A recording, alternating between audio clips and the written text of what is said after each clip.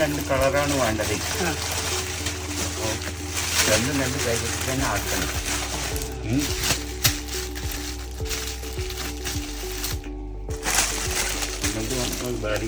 ഇതും രണ്ട് രണ്ടായി.